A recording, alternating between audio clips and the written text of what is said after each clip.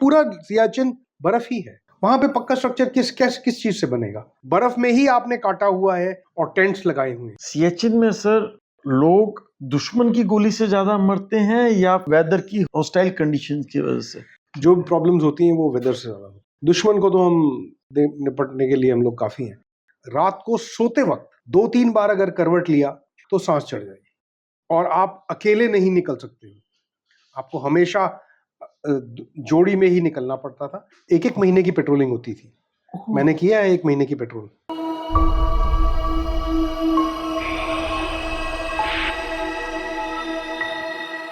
एक आम आदमी 14,000 फीट सी लेवल की हाइट से अगर जाता है तो उसको ऑक्सीजन की कमी महसूस होने लग जाती है, और अगर वो 17-18,000 फीट की हाइट पे पहुंचता है तो उसको रियल प्रॉब्लम जो हाई एल्टीट्यूड की है वो शुरू हो जाती है। इवन ये कहा जाता है कि 22-23,000 स्क्वायर फीट पे एक माउंटेनियर को भी रहना हफ्ते 10 दिन 15 दिन से ज़्यादा शायद उसके लिए पॉसिबल नहीं है। आज हमारे साथ हैं लेफ्टिनेंट कर्नल मनीष जेटली जी, जिन्होंने दुनिया के हाईएस्ट बैटलफील्ड जो तकरीबन 18,000 से लेकर के 23,000 फीट के ऊपर है वहाँ पर पोस्टिंग किया है। वहाँ पर दुश्मन आपको मारे ना मारे, ठंड वेदर वहाँ की जो हॉस्टाइल कंडीशंस है वो आपको मार देती है। हम इनसे बात करेंगे कि सियाचिन में एक आर्मी के जवान की लाइफ क्या है, उसको दुश्मन के अलावा और कौन कौन से दुश्मनों से लड़ना पड़ता है। सर आपका इंडिया हार्ट्स में बहुत ज़्यादा स्वागत है।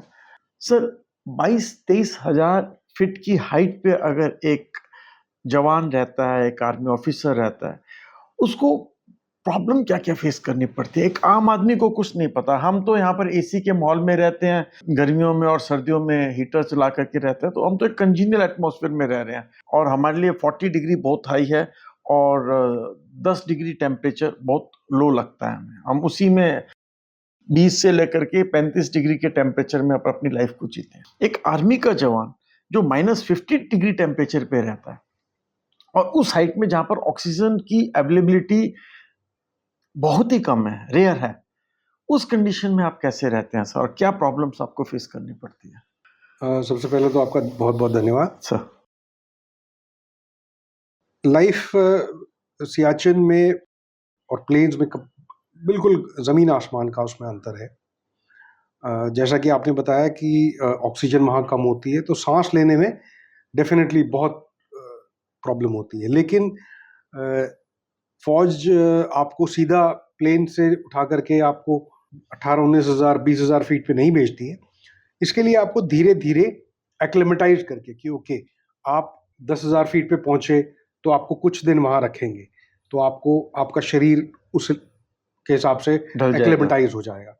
कुछ दिन के बाद फिर आपको अगले पड़ाव पे जाना होगा 14-15 हजार पे। हाँ, तो इतना डिफरेंस नहीं होता है, 2-3 हज़ार फीट का डिफरेंस होता है। तो इस तरह से धीरे धीरे करके आप ऊपर जाते हो। आपके हर एक ऊंचाई पर आप जो आप नेक्स्ट कैंप में जा रहे हो तो आपका वहां पे लेट डाउन है कि आप कितने दिन यहाँ रहोगे, आप यहाँ पर क्या क्या एक्टिविटी करोगे, कितना आपको चलना है, कितना आपको आराम करना है, ये सब कुछ लेट डाउन होता है। और इसी तरह से आपका धीरे धीरे बॉडी जो है वो एक्लेमेटाइज होती रहती है। तो जब आप 18,000 फीट पे पहुंचते हो या 22,000 23,000 फीट पे पहुंचते हो तो आपकी बॉडी तकरीबन एक्लेमेटाइज हो चुकी होती है। इसका मतलब ये नहीं है कि आप वहां पे जैसे आप प्लेन्स में रह रहे हो आप वहां पर कर सकते हो, लेकिन इसका मतलब ये है कि आप एक रिस्ट्रिक्टेड तौर पे अपना काम कर सकते हो। आप देश को जो रक्षा का काम है वो आप एक रिस्ट्रिक्टेड तौर पे कर सकते हो।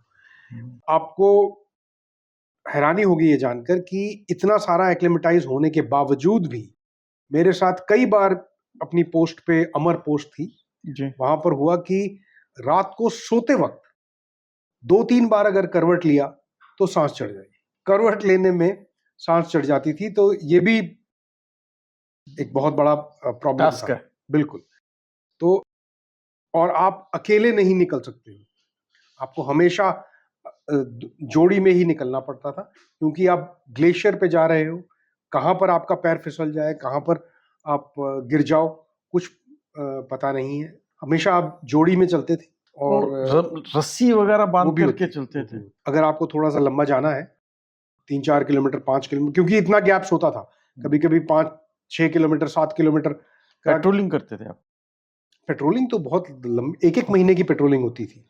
मैंने किया है 1 महीने की पेट्रोल, 1 महीने का पेट्रोल, नीचे बेस कैंप से शुरू होकर के इंदिरा कॉल बेस कैंप जहां पर सियाचिन खत्म होता है, उसको वहां पर बेस कैंप वो कितनी और- हाइट पे है सर? है। वो वो कितनी 12,000 और इंदिरा कॉल है तकरीबन 19 और 20 के बीच के, तो वहां तक आप पैदल, उसका एक पूरा का पूरा लेट डाउन रास्ता था, क्योंकि आप इस पे चलोगे और यहाँ यहाँ कैंप है और आगे वहां जा करके वहां तक वापस आते थे कि ओके, कोई वहां से पाकिस्तान या चाइना के लोग कोई वहां से एंट्री तो करने की प्लान नहीं कर रहे हैं।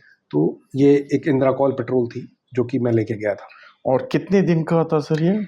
ये रफली 1 महीना हो गया था, 14 दिन 15 दिन ऊपर जाना और वापस आने में इतना मतलब टाइम नहीं लगता। टाइम नहीं था, क्योंकि कैंप्स में आपको वो 2-2 3-3 दिन आपको जो रुकने का था वो सिर्फ ऊपर जाते वक्त होता है, वापस आते वक्त नहीं। तो आप कह सकते हो कि 20-25 दिन का। अब इस हाइट में आप जा रहे हो और आपने कहा चलने का भी, तो एक दिन के अंदर आप मैक्सिमम कितना चल सकते हो? मैक्सिमम हमारा जो जो मैंने वहां पर कवर किया है वो तकरीबन 11 किलोमीटर 11 किलोमीटर के आसपास कवर किया है एक दिन के अंदर? एक दिन के अंदर मैक्सिमम। वो जब प्लेन है तब, और अगर हाइट है तो सर? नहीं, हाइट की ही बात कर रहा नहीं, हूँ। जब आप अप द हिल जा रहे हैं तो? हाँ, तो तो 11 किलोमीटर। हाँ, इसमें हाइट की सियाचिन में हाइट तो आप गेन कर ही रहे हो, उससे ज्यादा इंपॉर्टेंट ये बात है कि आप किस समय चल रहे हो। अगर आप सवेरे 4 बजे तक आप निकल गए तो आप पूरा दिन नहीं चलोगे। हमारा एम होता था कि अब जब जहां भी आप पहुंचना है, आपको सवेरे 4 बजे के आसपास निकलना है और 9 बजे तक आपको 8-9 बजे तक आपको अपने जगह तक पहुंच जाना है। उसका कारण ये है कि धूप हो जाती है और धूप में वो बर्फ पिघल जाती है और आप चल नहीं सकते। उसके बाद शुरू में तो आप पूरा चल रहे हो, बाद में आप यहाँ तक, अगर आप 9-10 बजे के बाद अगर आप बाहर हो तो आप इतना इतना बर्फ में हो, एक एक कदम आपका। तो इसीलिए आपको 3-3 फीट तक आप बर्फ में डूब जाते हो? हाँ, इतना आराम से आपकी कमर तक आराम से आप, अगर आप दोपहर में निकल रहे हो तो दोपहर में आप ग्लेशियर में निकलते नहीं हो, आप जहां हो आपको वहीं पर रुकना पड़ता है। आपको कैंप में या अपनी पोस्ट पर पहुंचना है। आप इसी तरह से अपना प्लान करते हो कि सवेरे 8 बजे से पहले 8 साढ़े 8 बजे तक आपको जिस लोकेशन पे पहुंचना है वो पहुंच जाना है। उसके बाद मूवमेंट जो होगी वो रात के बाद ही होगी या रात में ही होगी। रात में आमतौर पे मूवमेंट कम करते हैं क्योंकि रोशनी भी नहीं है, दिखाई नहीं देता है, तो इतना आसानी से मूवमेंट नहीं होता है। और एक ये सबसे बड़ी प्रॉब्लम है, एलओसी पे अगर कुछ हो रहा हो या आईबी पे कोई पोस्ट हो और सियाचिन में, कि सियाचिन में आपके पास जो है लड़ाई लड़ने के लिए जो हथियार है, जो एम्यूनिशन है, लिमिटेड है। जो है आपकी पोस्ट पर बस वही है। पीछे से आपको इतनी आसानी से सपोर्ट नहीं मिल पाएगा। उस दिन आपको जो लड़ना है वो आपके पास जो है उसी से लड़ाई लड़नी पड़ेगी, क्योंकि दिन में आना ही तकरीबन इम्पॉसिबल है। स्नो स्कूटर्स फिर भी अब थोड़ा बहुत करने की कोशिश करते हैं कि वो, लेकिन वो इतनी दोपहर में वो भी नहीं आ पाएंगे। वो शाम के वक्त आ सकते हैं या फिर अर्ली मॉर्निंग आ सकते हैं। ओके। और जो बीओपीज हैं वो आपकी किस तरह से, पक्का स्ट्रक्चर है या किस तरह का स्ट्रक्चर है? पक्का स्ट्रक्चर नहीं होता वो, उसमें आप वहां पे पक्का स्ट्रक्चर किस चीज से बनेगा? बर्फ में पक्का स्ट्रक्चर जब 20-20 फुट तक तो बर्फ है। 20-20 फुट वो पूरा सियाचिन बर्फ ही है। तो आपको जो रहना है, जो लड़ाई लड़नी है, वो सब बर्फ में ही आपने काटा हुआ है, अपनी पोजीशन काटी हुई हैं और उसमें अगर और टेंट्स लगाए हुए हैं। अच्छा, अगर आप वो जो बैरेक्स वगैरह बनाते हैं जो आगे, जैसे हम इधर देखते हैं एलओसी पे देखते हैं, बोरियां, रेत की बोरियां रख करके चारों तरफ से आप प्रोटेक्ट करते हैं, वहां पर आप बर्फ काट करके उससे प्रोटेक्ट बर्फ करते का हैं? होता है, फाइबर ग्लास होता है, बट वो फाइबर ग्लास स्प्लिंटर वगैरह उसमें से निकल जाता है, तो इतनी ज्यादा कोई प्रोटेक्शन सियाचिन में नहीं है। सियाचिन में सर लोग दुश्मन की गोली से ज्यादा मरते हैं या वेदर की हॉस्टाइल कंडीशन की वजह से? वेदर से ज्यादा कैजुअलिटीज होती हैं। दुश्मन को तो हम निपटने के लिए हम लोग काफी हैं। जो प्रॉब्लम्स होती हैं वो वेदर से ज्यादा होती सर एक आम आदमी के लिए हमें यह है कि सियाचिन हमारा एरिया, हमने उस पर रहना है, अपनी प्रेजेंस को एस्टेब्लिश करना है, रेकी करना है, सब ठीक है। सियाचिन की हमारे लिए इम्पोर्टेंस क्या है कि हम इतना ज्यादा खर्चा करते हैं? मेरे ख्याल में शायद 40 करोड़ पर डे का एक्सपेंस है शायद इसका। तो 40 करोड़ पर डे हम सियाचिन में खर्च कर रहे हैं, उसकी इम्पोर्टेंस क्या है सर? क्यों हम इतना खर्चा कर रहे हैं other than that it is our land? एक तो सबसे बड़ा आपने बता ही दिया कि इट इज आवर लैंड और कोई भी देश अपनी जमीन को नहीं देता है। That is number 1। नंबर 2, आपने देखा होगा जो चाइना और पाकिस्तान का जो कनेक्शन है, जो इनका, अगर आप मैप देखोगे तो जब इंडिया का मैप बनता है तो चाइना और पाकिस्तान का वैसे कोई कनेक्शन नहीं है, लैंड बॉर्डर कोई नहीं है। ये जो बॉर्डर बन जाता है, ये जो इन्होंने ऑक्यूपाई किया हुआ है अक्साई चिन, और जो पीओके जो इन्होंने गिलगित बाल्टिस्तान का जो एरिया है जो इन्होंने ऑक्यूपाई किया हुआ है, ये इलाका इनके पास आ जाता है। वहां से दोनों का कनेक्शन, लैंड बॉर्डर बन गया है, जिससे कि इन्होंने चाइना पाकिस्तान इकोनॉमिक कॉरिडोर जो बनाया है, बेल्ट एंड रोड का, तो वो बनाया है। अगर ये हम सियाचिन भी छोड़ दें तो ये बात सियाचिन की तक नहीं होगी। सियाचिन से लेकर के जो खरदुंगला पास है, नुब्रा वैली, आपने अगर नाम सुना बिल्कुल हो, सर। तो वो नुब्रा वैली भी आपकी गई, क्योंकि नुब्रा वैली को प्रोटेक्ट करने के लिए सियाचिन रोका हुआ है।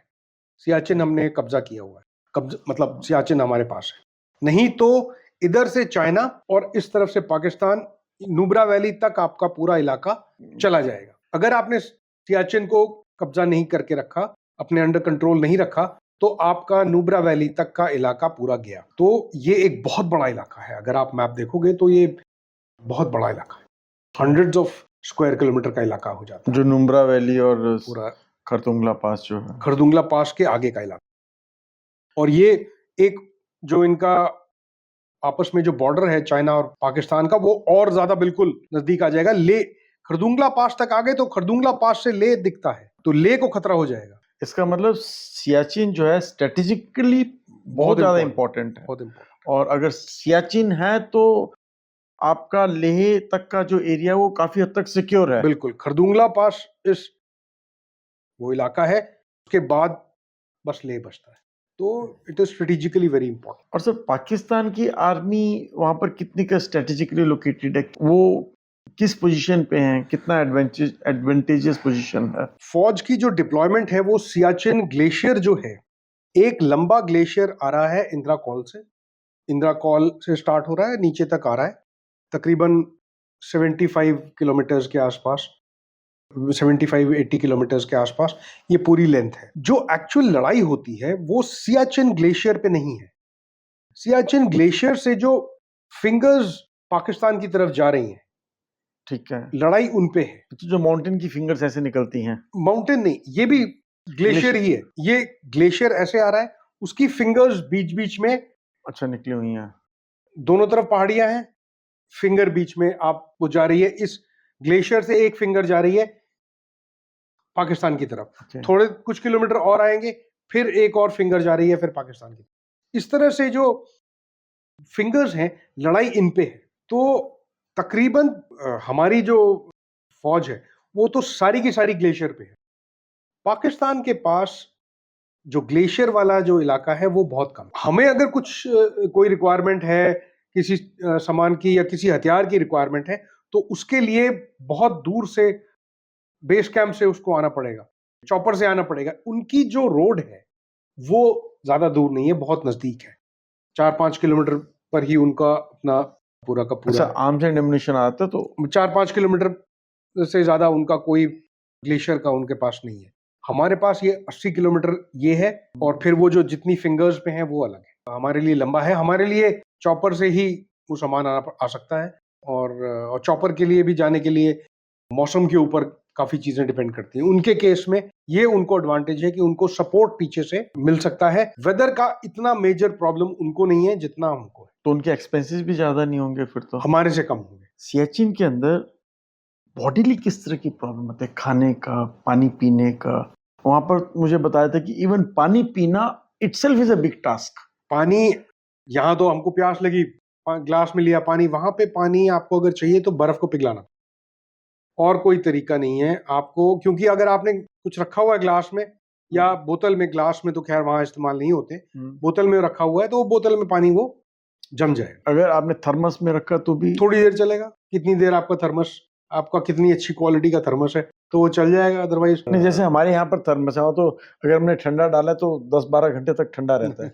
और वहाँ कितनी देर तक गर्म रहेगा? गर्म वहां पे घंटा हो गया, 1.5 घंटा मैक्स, बस दैट सर, उसके बाद एकदम से फ्रीज हो जाएगा। फ्रीज नहीं होगा तो कम से कम वो पीने लायक इतना ठंडा हो जाएगा कि आप पी पी नहीं नहीं पाएंगे। खाने का तकरीबन तकरीबन वहां पर पैकेज्ड फूड होता है। अगर आप सोचो कि आपका मन है कि आज राजमा चावल खाना है या गोभी की सब्जी खानी है, तो मन के हिसाब से काम नहीं होता है। आपके पास जो पैकेज्ड फूड है, आपके पास सब्जी भी पैकेट में होती है, वो प्रिजर्वेटिव्स वाली, और चावल वगैरह everything is packaged.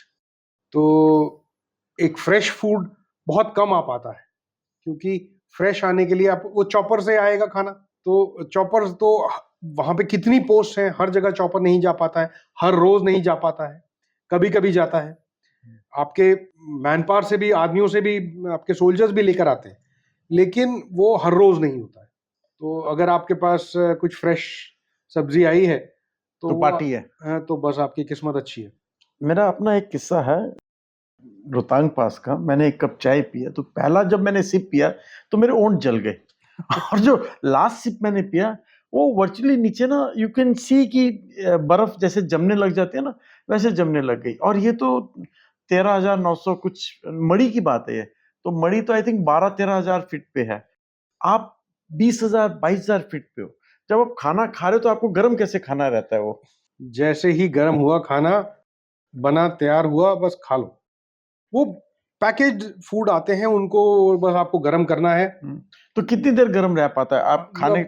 Maximum 5-7 minute, 10 minute, उसके बाद आप नहीं खा सकते। जितनी जल्दी खा लो उतना अच्छा है। और अब how you attend your nature's call?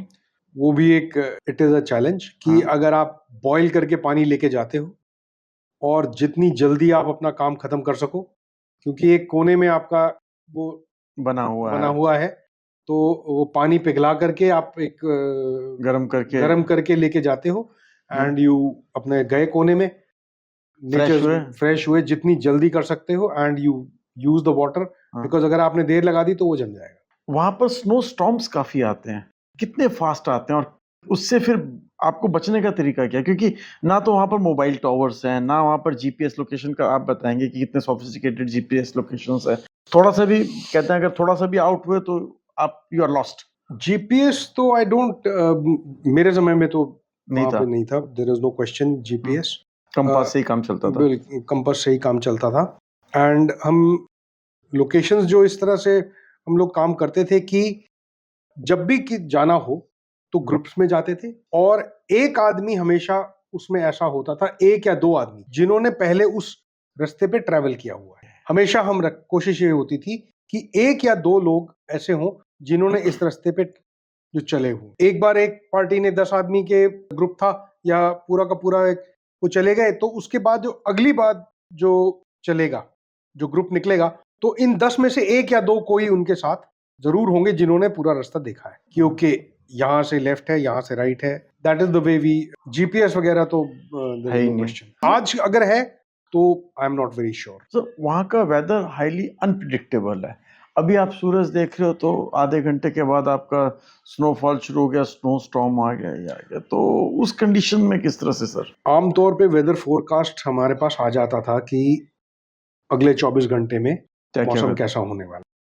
तो उस मूवमेंट में आप जो एक पोस्ट से दूसरे तो पोस्ट तक की मूवमेंट है, उस पे आप रिस्ट्रिक्शंस लगाते हो। जो आपका सेंट्री ड्यूटी है, जो आपका सिक्योरिटी का काम है, उसमें आप कोई कॉम्प्रोमाइज नहीं, वो तो आपको करना है। जो पेट्रोलिंग चलेगी वो पेट्रोलिंग नहीं, पेट्रोलिंग उस मौके पे हॉल्ट कर देंगे, आप हॉल्ट कर देते हैं। वो बीओपी पे, उसको बीओपी कहते हैं, क्या कहते हैं सर? उनको आउटपोस्ट बोलोगे, ओपीस। हाँ, उसको आउटपोस्ट आप बोलोगे, या नॉर्मल पोस्ट बोलोगे, बीओपीज वहां पर बीओपीज नहीं। बीओपीज नहीं होती पक्का। अच्छा, वो आपने बताया पक्का स्ट्रक्चर तो वहाँ पर होता ही नहीं है। एक इंटरेस्टिंग बात पे आता है, मैंने अभी तक जितने भी लोगों से मेरी बात हुई है, आर्मी ऑफिसर से बात हुई, आर्मी के जवान से बात हुई, बहुत कम लोग ऐसे हैं जिन्होंने कहा हो कि नहीं हमें तो सियाचिन सेक्टर में सर्व करना है। And you are the one who opted for Siachen posting. Why you opted for Siachen posting sir? इतनी टफ कंडीशन जहाँ पर मतलब आपको दुश्मन मारे ना मारे, वेदर ही आपको मार सकता है। हुआ यूं था कि हम अखनूर में थे, तो अखनूर से हमारी पोस्ट जो रेजिमेंट जहां पर थी, तो वहां से पहाड़ मुझे बिल्कुल सफेद पहाड़ जो थे बिल्कुल सामने दिखते थे। तो ये एक मन था कि इन यहाँ पर जाना चाहिए। तो मुझे लगा कि इससे अच्छा तरीका और देश के लिए क्या हो सकता है, मेरे लिए क्या हो सकता है कि देश की सेवा भी करेंगे और पहाड़ देखने का पहाड़ भी हो जाएगा, तो एक एक्शन भी देखने को मिलेगा। उस वक्त तकरीबन 5-1 साल की मेरी सर्विस थी। 5 साल की सर्विस में जोश जो होता है वो बिल्कुल फुल होता है। फुल होता है। तो बस यही सोच थी कि देश के लिए अब कुछ अलग करना चाहिए। तो चलते हैं सियाचिन और वहां देखते हैं कि जिंदगी वहां कैसी है। तो you are one chasing your dream while serving your country. साहब, सियाचिन के अंदर ये जो इतने लंबे समय तक हमारा चल रहा है, और पाकिस्तान ने कई बार कोशिश किया, रादर कई बार तो ये भी हुआ कि इंडिया पाकिस्तान मनमोहन सिंह के टाइम में देयर केम अ पॉइंट कि उन्होंने कहा नहीं इन दोनों को हम डीआर्म कर लेते हैं। पहला चीज sir, should we disarm Siachen? Two, कि ये जो खर्चा है, ये खर्चा क्या इंडिया जैसी economy, we are still a third world country, क्या हम अफोर्ड कर सकते हैं? और चौथा सर मेन चीज, कैन यू ट्रस्ट पाकिस्तान? आपके आखिरी सवाल का जवाब मैं पहले देता हूँ कि आप बिल्कुल ट्रस्ट नहीं कर सकते पाकिस्तान में। हम दोनों आपस में एग्रीमेंट कर लें कि ओके सियाचिन खाली कर देंगे, कोई भरोसा नहीं है कि वो इस एग्रीमेंट को दरकिनार करके हम लोग वापस आए और वो अगले दिन वापस सियाचिन में पहुंच जाए। लाइक कारगिल। बिल्कुल, जैसे कारगिल में किया उन्होंने। तो भरोसा तो उनके ऊपर नहीं किया जा सकता, और यही कारण है कि उसको हम खाली नहीं कर सकते, उसको नहीं छोड़ सकते। जहां तक खर्चे के सवाल है, तो हम वहां पर हमें आज 35 साल से ऊपर हो गया है सियाचिन में, और तब हमारी इकोनॉमिक कंडीशन इतनी अच्छी नहीं थी, बहुत ही पुअर थी। 84, तो 85, आज की तारीख में तो आप देख लीजिए, हम we are much better off. तो इकोनॉमिकली इतनी कोई दिक्कत वाली बात नहीं है, वो we can sustain it. But Manmohan Singh ji के टाइम में जो अटेम्प्ट हुआ था डीआर्म करने का, और लास्ट में फिर army bosses, the top army bosses brass, they took a firm decision, no nothing doing, we can not disarm the Siachen. वो क्या एक किस्सा था सर? देखिए, एग्जैक्ट तो ये मैं नहीं कह सकता, बट आई थिंक जनरल जे सिंह ने आई थिंक ये कहा था, उन्होंने ये डिस्क्लोज किया था कि उनके टाइम पे मनमोहन सिंह जी जब प्राइम मिनिस्टर थे, तो ये बात आई थी कि हम बहुत ज़्यादा सियाचिन, हम कब तक वो करेंगे, सियाचिन हम खाली कर देते हैं। तो खाली करने का मतलब है कि आप पाकिस्तान को गिफ्ट कर रहे हो, खाली करने का मतलब तो यही है। तो जो उन्होंने ये कहा था कि जनरल जे सिंह ने, कि उन्होंने मना कर दिया जब वो चीफ थे, तो उन्होंने प्राइम मिनिस्टर को इस बात खाली करने से बोला था कि नहीं, ये हमें नहीं करना चाहिए।